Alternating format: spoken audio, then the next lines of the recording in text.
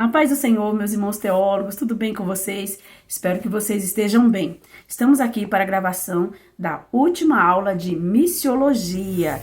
E eu não sei se vocês lembram, mas na aula passada eu entrei um pouquinho na quarta aula para poder eu concluir a explicação. A quarta aula aqui da nossa apostila está na página 32, eu quero que vocês acompanhem. Eu expliquei sobre o que é o Missio Dei, que é a missão de Deus. Deus foi o primeiro missionário, porque ele foi o primeiro que anunciou a esperança da salvação. Ele trouxe a boa notícia de que da semente da mulher nasceria um que esmagaria a cabeça da serpente. Essa mensagem lá de Gênesis 3,15 é chamada de proto-evangelho. O evangelho ainda no seu começo, no seu brotinho. Mais para frente eu quero muito que vocês leiam uma apostila. É muito importante que esse estudo, para ele funcionar, para ele trazer o resultado que é necessário, que você assistam a minha explicação, leiam a apostila e assistam os vídeos que eu enviar. Nessa matéria, eu não mandei nenhum vídeo, porque a própria apostila está muito bem explicadinha. Eu só preciso que vocês leiam e assistam aqui ao meu vídeo, porque eu tenho certeza que vocês não terão dúvidas. Mas caso tenha, pode nos contactar, pode nos chamar. Aqui na página 33 vai falar sobre Deus, o primeiro missionário, e vai explicar toda essa questão de Deus ir até o homem, pregando essa boa notícia, depois Deus enviar Jesus, é isso mesmo. Na página 34 nós temos Jesus, o maior exemplo de missionário. Essa parte também, se não me falha a memória, eu também passei para vocês, mas leiam, por favor, tem muito texto bíblico maravilhoso. E por último, o Espírito Santo, que foi enviado pelo Pai e pelo Filho, é isso mesmo. Ele é o atualizador das missões. O Espírito Santo é aquele que dirige as missões.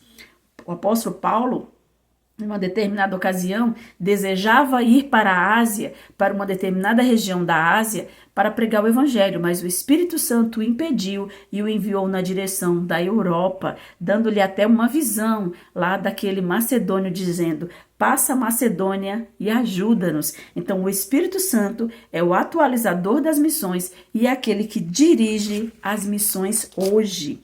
E por fim, eu quero que vocês leiam, por favor, acompanhem. Nós também colocamos uma parte aqui sobre a contribuição dos pentecostais nas missões. E é muito importante a contribuição dos pentecostais. Nós somos pentecostais, porque o pentecostal é aquele que ele leva a mensagem, não só com beleza de palavras, com palavras bonitas, mas ele leva a boa mensagem, a boa notícia, com poder, assim como o apóstolo Paulo falou, com dons espirituais, batismo com o Espírito Santo, línguas estranhas e o poder de Deus, lá como está em Marcos 16:16. E estes sinais seguirão os que crerem. Em meu nome expulsarão demônios, falarão novas línguas, imporão a mão sobre os enfermos e os curarão. Então nós paramos na página 39, aqui da nossa apostila, onde está escrito como fazer missão. E essa é a quarta aula, a aula que nós iremos encerrar.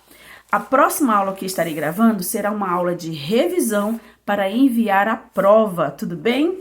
Diz assim: existem 3 modos de fazer missões. Primeiro, indo ao campo missionário. Segundo, orando por aqueles que foram ao campo missionário. E terceiro, contribuindo para o sustento dos missionários que estão no campo. Uma coisa importante que eu quero dizer para você, tem pessoas que às vezes ela tem oferta missionária, mas às vezes é uma oferta pequena e ela se sente constrangida e pensa assim: não, eu não vou dar essa oferta porque essa oferta é muito pequena, não vai ajudar em nada. Quando eu tiver uma oferta maior, eu dou. Eu vou te dizer, sabe o que sustenta verdadeiramente os missionários no campo? São as pequenas ofertas, porque as ofertas maiores, elas são mais raras, elas demoram um pouco mais para vir. Fazem diferença? Fazem, mas elas são mais alongadas. Nem todo mundo tem uma quantidade grande de dinheiro para ofertar. Então, a obra missionária verdadeiramente é mantida pelas pequenas ofertas. Então, não perca tempo esperando um dia quando você tiver uma grande oferta para você dar para o campo missionário. Comece dando as pequenas ofertas, que até o seu cérebro estará sendo treinado para ser contribuinte. Porque se você não treina seu cérebro para ser contribuinte, se o seu cérebro está treinado para ser um comprador, gastador, consumidor, todo o dinheiro que chegar na sua mão, ele já automaticamente pensa em comprar, em adquirir algo, em consumir algo, nunca em contribuir, em ajudar uma obra. Então, você começa ajudando com um pouco, para que quando chegar uma quantidade maior, chegar ao muito, como a Bíblia diz, você esteja com o mesmo coração de contribuir. A missiologia abrange 3 estágios. A missão local, que é a comunidade local e circunvizinhança, ou seja, os bairros e as cidades vizinhas de onde você mora. A missão nacional, que são todos os limites da nação de origem do missionário, e a missão transcultural, que é até os confins da terra. Vou dar o exemplo da nossa igreja, Assembleia de Deus Missão para o Mundo.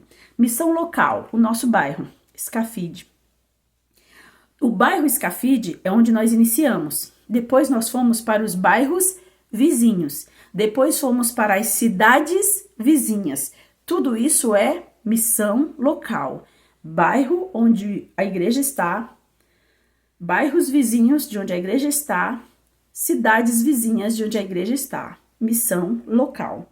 Depois, missão nacional, é quando você sai do estado em que a igreja está, onde o missionário reside, e vai para um outro estado. Por exemplo, Sergipe, Ceará, Pernambuco, Alagoas. Esse é a missão nacional. Ainda não saiu do território nacional, onde o missionário ou a igreja está, mas não está mais na mesma cidade, está? Não está no mesmo estado, está em outro estado daquele país. Então, é missão nacional. E quando nós saímos da nossa nacionalidade, chama-se missão transcultural. Quando você vai para outros países. Exemplo novamente aqui nosso, Colômbia, Estados Unidos, outros países onde essa palavra, essa mensagem possa chegar. É chamada de missão transcultural, que vai além da minha cultura, que é brasileira. Na página 40, nós vamos falar sobre como escolher uma agência missionária. Por quê? Eu vou ler o tópico aqui para você entender por que está essa parte da agência missionária. Diz assim: o primeiro passo para se tornar um missionário, seja local, nacional ou transcultural, é o chamado divino, que é a sua vocação. O segundo é buscar o máximo de informações possíveis a respeito do lugar ao qual se objetiva a estar evangelizando, o que nos remete a uma agência missionária. Então, se você sentiu dentro de você a chamada divina, acredita que a sua vocação é levar o evangelho para outros povos, para outras pessoas, você precisa estudar sobre essa cultura, sobre esse local onde você sente a chamada, sente o desejo de pregar o evangelho, e depois você precisa buscar uma agência missionária, porque as agências missionárias, junto à igreja, elas auxiliam muito, mas é necessário saber escolher. E nós colocamos aqui algumas perguntinhas importantes que você precisa fazer para a agência que você for procurar. Por exemplo, ele diz aqui, o missionário se filiando a uma agência a fim de obter o suporte necessário para o ministério que pretende desenvolver, em geral, as agências missionárias atuam em parceria com as igrejas locais, no sentido de auxiliar no preparo e no envio dos missionários, porque é necessário, antes de você sair para o campo missionário, que você esteja preparado. Nem sempre, entretanto, essa parceria é satisfatória e realmente beneficia todas as partes. Por isso, decidir por uma agência não é tarefa fácil e requer que, acima de qualquer critério, haja uma profunda busca de direção de Deus. Assim seguem algumas perguntas envolvendo critérios que devem ser considerados no difícil processo da escolha de uma agência missionária. Nós aqui na nossa igreja ainda estamos buscando parceria com a agência missionária através do pastor Eliezer, que é o nosso líder nacional de missões, e logo em breve estaremos até passando para os nossos irmãos direitinho como que vai funcionar, principalmente para os irmãos que têm vocação missionária. Estamos aí com muitos lugares para estar enviando os irmãos e primeiro haverá preparação, junto à agência e depois é que o irmão será enviado, para que o irmão não sofra consequência de estar indo a um lugar onde não está preparado. Uma das perguntas que é necessário fazer para a agência missionária é: qual é a sua declaração de fé?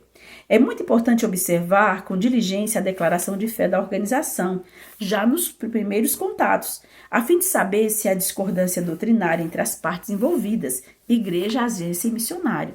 Então, por exemplo, nós somos pentecostais. Será muito estranho se eu contatar uma agência missionária que não seja pentecostal, que não acredite nos dons atuais e assim sucessivamente.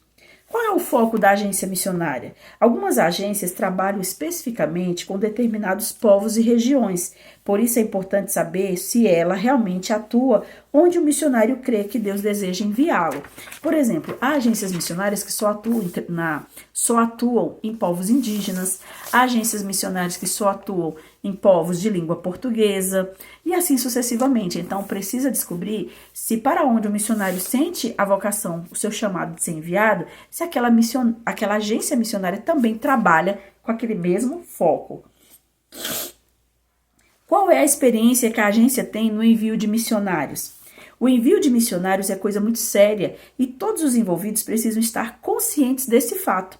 O missionário e a sua igreja precisam ter a certeza de que a agência agirá em todo o tempo com responsabilidade. Então precisa ver se essa agência tem um bom histórico, se ela realmente cuida do missionário quando ele está no campo. Qual é a experiência que a agência tem no envio de missionários?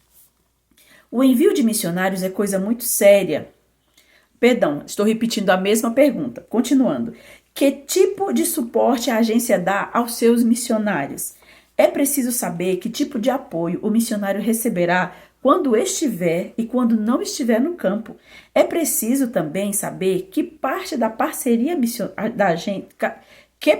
na parceria a agência assume e que parte é a responsabilidade da igreja e do próprio missionário. Então, essa agência missionária, ela vai dar um suporte ao missionário, tanto quando ele estiver no campo, quanto quando ele estiver fora do campo. E quais são as responsabilidades de cada um? Da agência, da igreja e do missionário. A agência tem boa reputação diante das igrejas e das outras organizações? Ouvir o que os outros dizem a respeito da agência é muito importante. Se não há quem atribui credibilidade ao trabalho de determinada organização, é preciso ter bastante cuidado, ainda mais se a desconfiança é apresentada por igrejas e organizações que se sentem lesadas. É preciso fazer uma investigação para ver se aquela agência missionária tem uma boa reputação, se ela não já fez, não já prejudicou algum missionário ou alguma igreja, alguma organização. É bom fazer uma boa pesquisa. Qual é o relacionamento da agência com as igrejas locais? O relacionamento que a agência mantém com a igreja local deve ser bastante considerada, uma vez que a agência deve ser reconhecida também como uma organização que respeita e considera as igrejas. É isso mesmo. Não é porque eu sou uma agência missionária que eu não devo respeitar a igreja local que está ali passando missionário para eu estar cuidando. Então, como uma boa agência missionária, eu tenho que respeitar a igreja local. Irei trabalhar sozinho ou com uma equipe? Como será esse relacionamento? O candidato precisa saber da agência sobre a maneira que irá atuar no campo e como será seu relacionamento com os outros missionários. Se o trabalho for em equipe e houver uma liderança de campo, é interessante saber de que forma ela estará sujeita ao líder no campo e, ao mesmo tempo, à liderança no Brasil. Então, existem agências missionárias que enviam os missionários em grupos, em equipes. Então, é necessário saber direitinho todos os pormenores, se você vai estar sozinho, se vai estar em equipe, se vai ter um líder, se a liderança é tanto do lugar lá onde você está, ou se é só diretamente ao Brasil, que é o lugar da sua nacionalidade, e assim sucessivamente. Qual tem sido a média de permanência de missionários na agência no campo? Se a rotatividade é grande, não é muito bom sinal. É preciso identificar o que tem causado o constante número de baixas. Dificilmente o descompasso é responsabilidade apenas dos ex-missionários. Provavelmente a organização também tem cometido falhas. Sabe o que é isso? Se os missionários permanecem muito tempo na agência ou se rapidamente eles se desligam. Precisa investigar de onde está vindo o problema. E por último, o que dizem os ex-missionários sobre a seriedade do trabalho da agência? Ouvir é uma atitude sábia, mas é preciso ter cautela diante de comentários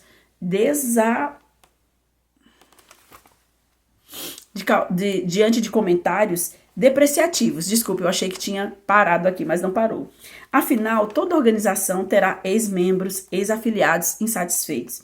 Por isso, precisamos considerar sobre os dois lados o que dizem sobre as questões e avaliar os problemas apresentados, se são realmente relevantes e se precisam ser considerados na sua decisão. Ou seja, ouvir um missionário daquela agência é importante? Mas às vezes a pessoa, fala ali coisa que talvez não seja muito depreciativo, e é bom sempre ver as duas partes, sempre ouvir as duas partes. E agora, para a gente finalizar, já estou chegando no meu limite de aula é 20 minutos, eu vou falar sobre os desafios que os missionários enfrentam no campo. Aqui nós falamos sobre a agência, quero muito que vocês leiam em casa com mais calma, eu li de forma rápida, porque eu fui tentando ler e explicar o que significa cada pergunta, mas eu quero que vocês leiam, se tiverem dúvidas, me chamem. E a parte aqui onde eu vou colocar sobre os desafios, são os desafios que o missionário encontra no campo. Por exemplo, o primeiro desafio que eu coloquei foi o desafio climático. De modo geral, os seres vivos aprendem a se adaptar às condições climáticas que o rodeiam e, embora sofram com calor ou frio, são capazes, porém, de viver sem maiores dificuldades dentro do ambiente em que nasceram ou foram criados.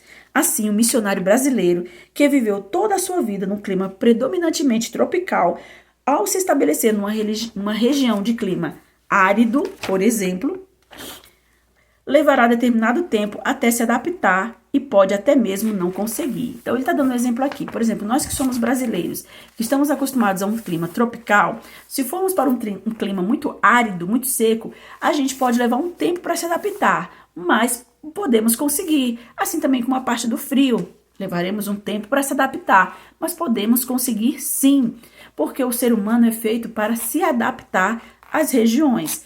Alguns não conseguem. É verdade, alguns realmente começam a ter alguns problemas de saúde e não conseguem, mas pode sim ser possível que se consiga se adaptar ao clima. Choque cultural. Os principais sentimentos que permeiam essa situação vão desde a rejeição da cultura local à vontade intensa de abandonar o campo e retornar prematuramente ao país de origem. Por exemplo, você chega numa cultura que te choca muito, a primeira vontade é de você voltar para a sua terra, para o seu país. E aqui tem uma história sobre um missionário chamado Dom Richard, que teve uma experiência interessante trabalhando com o povo Sauí na Papua Nova Guiné. Ele ficou pasmo ao constatar que os Sauís tinham a traição em elevado conceito e reverenciavam essa prática. Os heróis do povo eram aqueles que conseguiam enganar os inimigos mediante uma falsa amizade para em seguida matá-los. Um princípio comumente transmitido de pai para filho em relação aos inimigos era engordar com amizade para depois fazer a matança. E aí olha só a situação que o missionário passou ao contar a história de Jesus. O problema maior se estabeleceu no momento em que Dom Richard, ao ensinar o evangelho, apresentou o episódio da traição de Jesus. Ele esperava que o povo fosse reprovar o comportamento de Judas e se sensibilizar pelo Filho de Deus que fora traído. Mas, para sua surpresa, aconteceu exatamente o contrário. Na concepção do povo, quem merecia ser admirado era Judas e não Jesus. Observe o relato nas palavras do próprio missionário. A princípio, fiquei parado, sem entender o que se passava. Depois, finalmente compreendi tudo. Para eles, Judas era o herói da história. Olha que situação, né? Como é complicado a gente trabalhar com culturas diferentes. Então, leiam a apostila, tem mais alguns exemplos aqui sobre esse problema cultural, do choque cultural que os missionários muitas vezes encontram no campo. O outro é a dificuldade com a alimentação. Dessa forma, conhecer a história e as origens de determinado grupo é fundamental para compreendermos a forma de raciocínio e a razão de alguns comportamentos. Além disso, se alguém deseja compreender a visão do mundo e determinado grupo étnico, precisa se dispor e se relacionar com aquela cultura e tentar se identificar com o povo.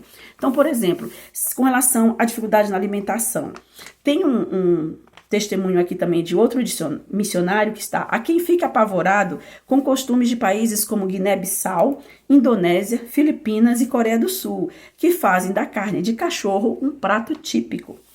Veja só, esse aqui é um relato do missionário Bruce Olson entre o povo Motilone na América do Sul. Diz assim: cada manhã eu tinha pavor de pensar em comer.